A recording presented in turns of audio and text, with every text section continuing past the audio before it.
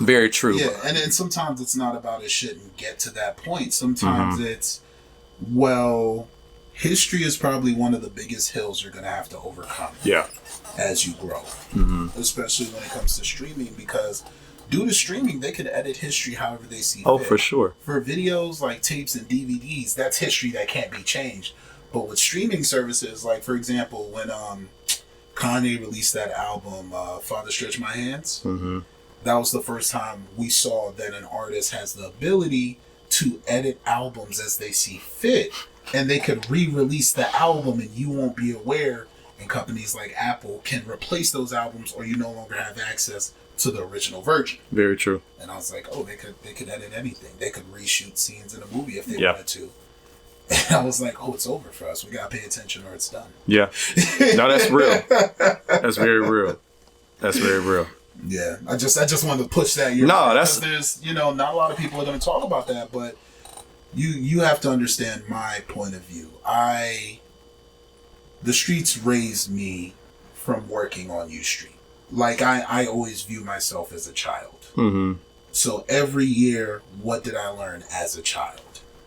Working on U Street 10 years, head of security, the manager of the establishment, but I was the strongest person in the establishment. Right. So it makes sense that I'd be the head of security.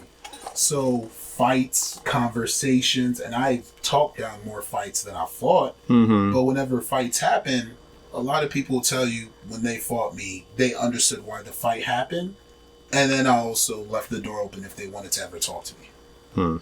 So you could fight me and we could talk. Like a real fight, like blood everywhere. Oh, there's teeth. All right, come back the next day. Juice, man, you really had me. I get it. We could chat. It doesn't always have to be, violence doesn't have to end with just the fist. There should be an opportunity if both parties see fit to exchange words. But people don't ever want to acknowledge that. And that's what war has done. And it's ironic talking about war because case in point, right? Yeah, but I mean that's the cause and effect. Nah, that's real. That's real. But yeah, just keep that in mind when it comes to your kids. Like when they fight, not just how the fight happened or what led to this. Did you both give each other a chance to listen before we got here? And do you guys know how to listen? Listen is something that's practiced. A lot of women I've dated over the last 15 years of my life have taught me that I am not a good listener. So every day I spend practicing how to listen. Yeah. And that's something that you have to practice with intention. Even if you don't like it, just practice. You'll get better one day. That's real. That's definitely real. Listening is definitely important. Yeah. So when it comes to the kids, how do you teach them how to listen? Just throwing bombs in there on you today. Yeah, that's deep. I feel like you're gonna have like assignments after this. Yeah, I know, right? And not just take commands, but listen for themselves.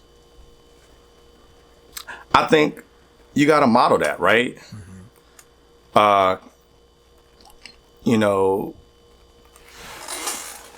Kids are sponges, so they take in everything that they see, whether they verbalize it or not. And so or you're teaching it to them on purpose.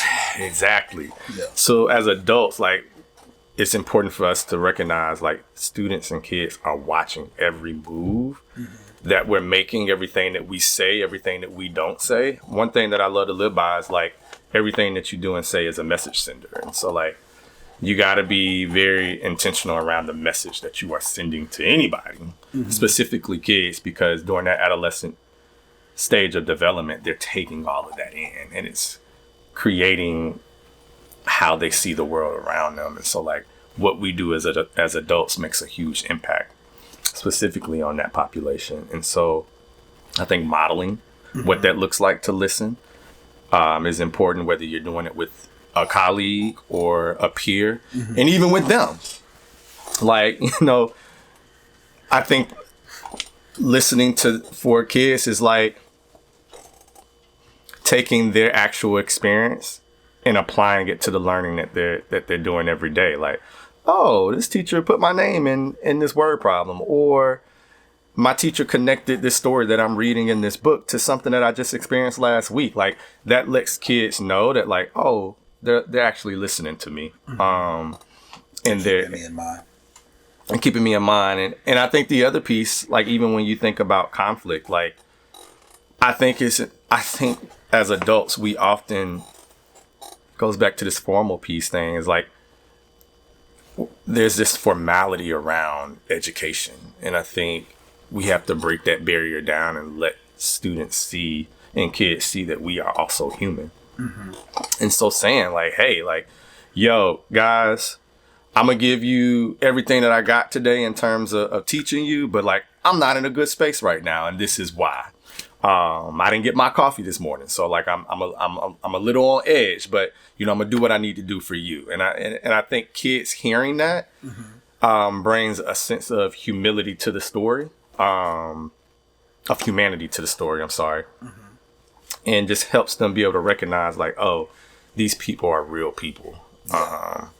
And so like, I think that's important when we talk about this idea of like teaching them how to listen.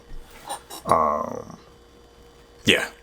And giving them the structure. Like, I think there's a structure that you can create for students to help them learn how to listen. Like, listening is always not meant to respond. Like, listening just means to like take it in and keep it moving.